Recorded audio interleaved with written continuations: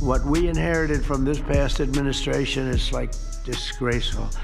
In a matter of weeks, the task force has made the largest number of arrests of cartel leaders, operatives, and gang members in American history, more than... October 30th, 2025. Agents stormed the California governor's home and seized over 13 pounds of heroin and a pile of loaded handguns inside. The state's highest office holder betrayed America, but the real shock came when they reached the room this official never meant anyone to see. A raid today at a home in Rosemead is being linked to an international drug trafficking bust. The FBI says more than 40 pounds of meth and $100,000 was seized.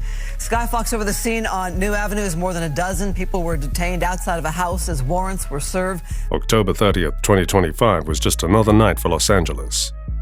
However, at 3:45 a.m., while most of the city slept under the dim haze of streetlights, a silent federal convoy was making its way into a quiet neighborhood along Benedict Canyon Drive that did not show up on any municipal zoning files. No address, no owner, no digital footprint. The house did not appear on any official database, which was reason enough for them to forge on with the operation. Agents from multiple federal units had zeroed in on the property and had been watching it for weeks. They were aware that someone with enormous influence and capable of erasing records at the highest levels had their hand deep into this. And with each passing second, the unsettling question that these agents kept asking themselves was, who had the power to make an entire residence vanish from the public record? The answer landed like a punch to the chest. The property was covertly controlled by Governor Victor Hawthorne, the man sworn to protect the very people surrounding his hidden door. On the command signal, the breach team advanced, and the first impact advanced and shattered the illusion instantly. The interior did not resemble the home that seemed ordinary from the outside. Far from it, it resembled a bunker. Chemical smells clung to the air, while tools and equipment lay scattered across steel work tables. In all of LA, a false bookshelf creaked open just from the shockwave of the entry, revealing a secret tunnel descending into darkness.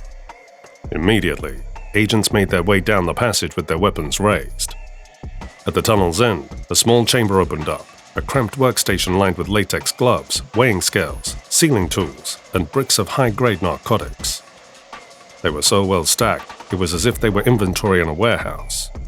To add on to that, 3 pistols lay within arm's reach of a chair, a confirmation that someone had spent long hours down there, perhaps processing the product and packing it into bricks. But that was not even the worst discovery of that night. Behind a heavy sound-insulated door, agents found what no one expected to see, especially in a house connected to a high-ranking government official. Right in front of their eyes was a kidnapped woman who seemed to be in her 20s, chained, dehydrated, and terrified. It was clear that the condition she was kept in was meant to silence her indefinitely. That scene alone turned the operation from suspicion to nightmare.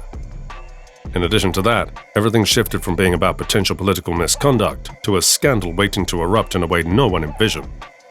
This house right here was the entry point into an entire hidden world that would leave even the most seasoned investigators beyond shocked. Immediately the raid was over. Investigators at the Federal Command Center began piecing together the fragments of Hawthorne's double life. What they uncovered was far from a simple criminal operation. Instead, everything pointed toward an industrial system built to operate in total darkness, and evidence was in plenty to prove all that. We're talking about crates of heroin discovered in storage lockers, ledgers encoded with symbols only insiders understood, and countless hours of surveillance footage showing shipments passing through the city at times when most people were asleep. Digital forensics teams also sifted through multiple encrypted devices that had been seized. And with each folder in each of these devices, a coded message was discovered or a secret meeting between the criminal entity's leadership and the operatives. Video evidence uncovered hundreds of encounters between Hawthorne and multiple young women, some not even in their early 20s. And yet, despite all these, it still felt like they were only scratching the surface. On the other side, the financial crimes team was busy solving the puzzle. The deeper the team dug, the clearer it became that they were not looking at 1 or 2 fake companies. Instead, they were dealing with 27 companies scattered across Los Angeles County. These were either restaurants with almost no customers, repair shops that never seemed to fix anything, or consulting firms with no staff at all. On paper, they raised zero suspicion. Bars, strip clubs, and spas were also part of these companies. But in practice, they were nothing more than dirty money laundromats. they had been established in such a manner that they quietly and efficiently helped move millions through accounts that never stayed open long enough to raise alarms. And just when investigators thought they had gotten to the bottom of all these, a darker twist emerged. They discovered that behind the glossy storefronts was a prostitution trafficking network involving over 200 victims, many of whom had been moved across state lines using medical files that were completely fabricated, yet looked authentic enough to fool hospital systems. Others had not even come from the US at all. They were brought in from abroad, mainly from Colombia, Peru, Ecuador, and Bolivia. Investigators found that the majority of these victims had been brought into the country using the very same political connections Hawthorne flaunted at public events. The routes used to actualize this had been marked with precision, with motels, clinics, and backroom apartments being preferred to avoid detection. Then came the elephant in the room, the drugs pipeline. As the investigation deepened, it turned out that Hawthorne's crew was not just pushing heroin, they were also deeply involved in the distribution of tons of meth, fentanyl, and precursor chemicals that fed other criminal networks. Analysts traced the money and found it looping through offshore accounts, bouncing across continents before reappearing in California disguised as profits from shipping, real estate, and even children's clothing boutiques. In one specific transaction, $430,000 vanished into multiple bank accounts in Panama. It was then traced to the Cayman Islands, where thousands of hedge funds and holding companies operate with minimal disclosure requirements. From there, a slice of cash hopped to Belize before making its way back to the US disguised as legitimate profit. Things became even more unsettling upon the realization of the extent of the protection that this network was getting from within the federal system. Imagine multiple warehouses being flagged by the DEA, only for them to receive mysterious clearances by state officers before federal teams could intervene. Reports also started surfacing about inspectors that had attempted to speak up, only to be transferred, silenced, or threatened with severe consequences of their careers. A number of licensing officers also gave accounts of how they were pressured into approving permits despite raising serious questions about the applicants. Some even narrated how they had received late-night visits from individuals that made it clear that refusing to cooperate was flatly not an option. Others were fired within 48 hours after filing a complaint. For many agents, this was a shocking discovery, since it was the governor and not a cartel with which they normally deal with. The corruption was huge. With time, the truth was surfacing on how Hawthorne had used his position in government, not to serve the public, but to develop a criminal network of drugs, prostitution, and human trafficking that reached far beyond the border of Los Angeles. But now it was time to take down the illegitimate empire. Before moving on to that, subscribe to the channel. You don't want to miss out on the shocking next parts. What followed was a highly coordinated joint operation on the governor's criminal empire. November 11, 2025, 3:45 a.m. Inside a sealed federal command room deep within the Metropolitan Detention Center in downtown Los Angeles, leaders of multiple federal units were busy going through final paperwork to ensure everything was in order. Everything had to be precise, failure to which the entire operation would collapse before it had even started. At 3:52 a.m., teams across Los Angeles County and 5 neighboring counties were given the green light. Armored SUVs rolled out simultaneously from FBI, ICE, DEA, and U.S. Marshals staging bases. Each of these convoys had a target tied directly to Hawthorne's empire. No one expected a smooth surrender, yet no one foresaw just how violently this empire would fight back. The first target was Westlake, where what seemed like an ordinary recovery clinic that claimed to offer late-night wellness treatments and addiction detox sessions hid an underground trafficking hub.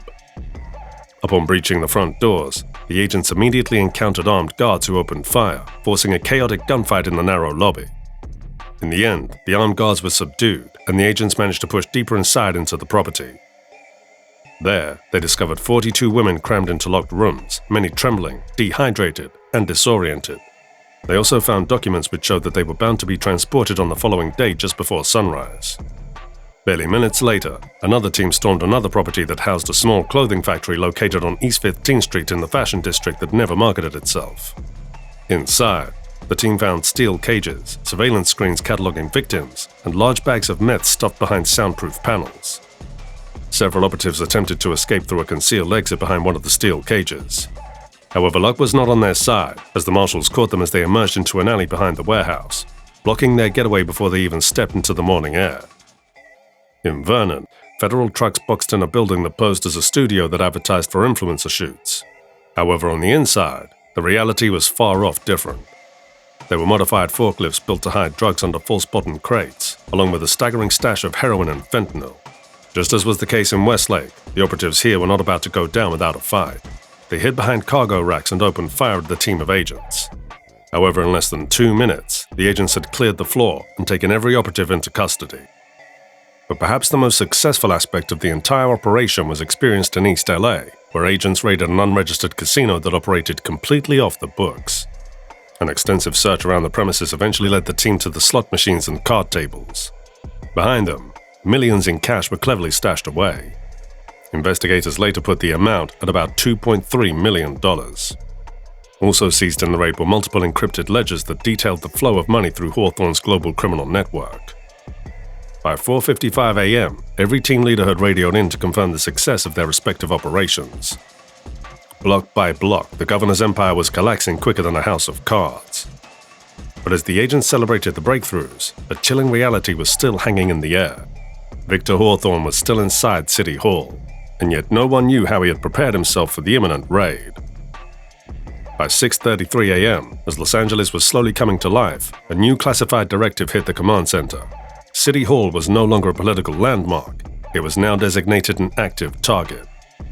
With that, the sole objective among the federal teams involved was to breach the building and take Governor Victor Hawthorne into custody before he could vanish or destroy what remained of his operation. When tactical units reached City Hall, they were met with aggressive force from Hawthorne's off-the-books private security force.